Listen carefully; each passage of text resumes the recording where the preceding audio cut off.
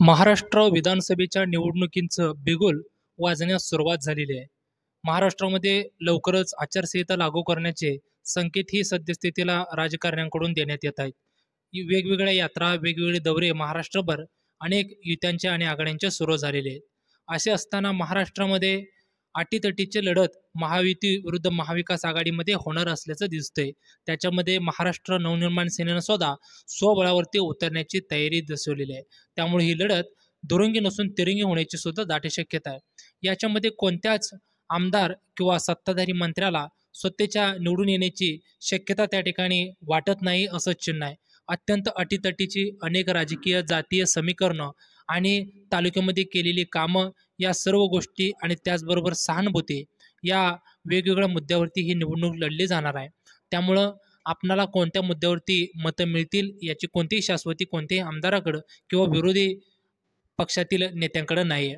हे जरी असे असले तरी प्रत्येक महायुती आणि महाविकास आघाडी यांच्यातील काही नेते सद्यस्थितीला असे आहेत की त्यांचा विजय काही केलं तरी सोपा आणि सरळ मानला जातोय. ते पुन्हा सुद्धा 2024च्या विधानसभेमध्ये निवडून येऊन विधानभवनामध्ये जातील अशी शक्यता आहे. त्याच्यामध्ये सर्वात प्रथम येते ते म्हणजे एकनाथ शिंदे. महाराष्ट्राचे सद्यस्थितीचे मुख्यमंत्री असलेले एकनाथ शिंदे यांचा विजय पुन्हा एकदा अत्यंत चांगल्या पद्धतीने होऊ शकतो.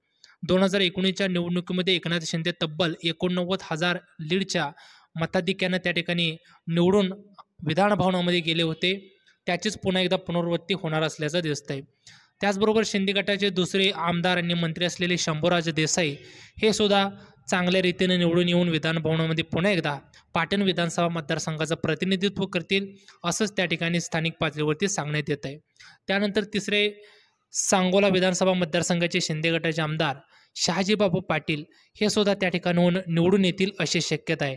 शहाजीबापूंनी तालुक्यामध्ये केलेली कामं, एकनाथ शिंदे यांच्याशी असलेले त्यांचे निकटचे संबंध आणि त्यामुळे तालुक्याला आणलेला भरपूर निधी, त्यामुळे शहाजीबापू पाटील हे आमदार होण्याची दाट शक्यता आहे. त्याचबरोबर शिंदे गटाचे जळगाव जिल्ह्यातील आमदार मंत्री गुलाबराव पाटील हे सुद्धा त्या ठिकाणाहून निवडून येण्याची शक्यता आहे. गुलाबराव पाटील यांचं तालुक्यामध्ये चांगल्या पद्धतीचं संघटन आहे. त्यांनी तालुक्यामध्ये आपल्या पदाधिकाऱ्यांना कार्यकर्त्यांना चांगली बळकटी दिलेली आहे. त्याचबरोबर एक उत्तम वक्ता, तालुक्यामध्ये केलेली कामं आणि एकनाथ शिंदे यांचे निकटवर्ती असल्यामुळं गुलाबराव पाटील सुद्धा निवडून येतील. त्यानंतर उद्धव ठाकरे गटाचे नेते आदित्य ठाकरे हे पुन्हा एकदा वरळी विधानसभा मतदारसंघातून निवडून जातील. आदित्य ठाकरे हे शिवसेना प्रमुख उद्धव ठाकरे यांचे चिरंजीव आहेत. त्यांची कामाची पद्धत, तरुण चेहरा आणि वरळी विधानसभा मतदारसंघातील स्थानिक गणितं लक्षात येता आदित्य ठाकरे हे पुन्हा एकदा आमदार होतील. त्यानंतर राष्ट्रवादी शरदचंद्र पवार गटाचे जितेंद्र आव्हाड यांचा सुद्धा विधानसभेचा मार्ग हा सोपा आणि सुकर आहे. मुंब्रा विधानसभा मतदारसंघामध्ये जितेंद्र आव्हाड त्या ठिकाणी प्रतिनिधित्व करतात. त्या ठिकाणची मुस्लिम मतं, त्याचबरोबर जितेंद्र आव्हाड यांचा सेक्युलर चेहऱ्याने केलेलं राजकारण हे पाहता जितेंद्र आव्हाड यांचा विजय सोपा मानला जातोय. त्याच्यानंतर एक नाव आहे, धक्कादायक नाव आहे, आश्चर्य वाटणार नाव आहे, ते म्हणजे मनसेचे बाळा नांदगावकर.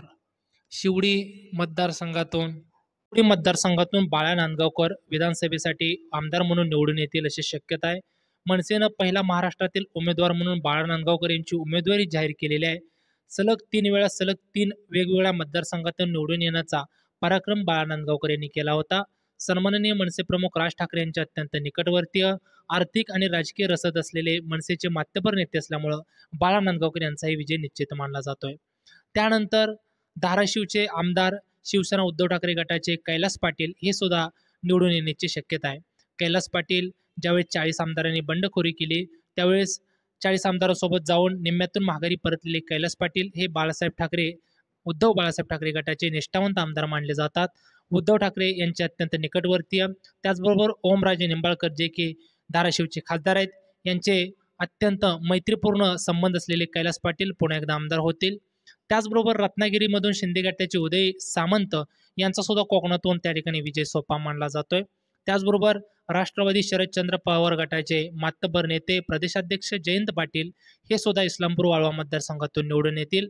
त्याचबरोबर अपक्ष म्हणून अचलपूर मतदारसंघातून बच्चू कडू, त्याचबरोबर पुण्यातून रवींद्र धांगेकर, त्याचबरोबर महाराष्ट्रामध्ये अनेक ठिकाणी जसं की धाराशिवमध्ये भूम परांड्यातून तानाजी सावंत असतील, त्याचबरोबर वेगवेगळे अनेक गटाचे काही आमदार आहेत त्यांची सुद्धा उमेदवारी आणि विधानसभेचा आमदार म्हणून त्या ठिकाणी विजय थोड्याफार प्रमाणात निश्चित मानला जातोय.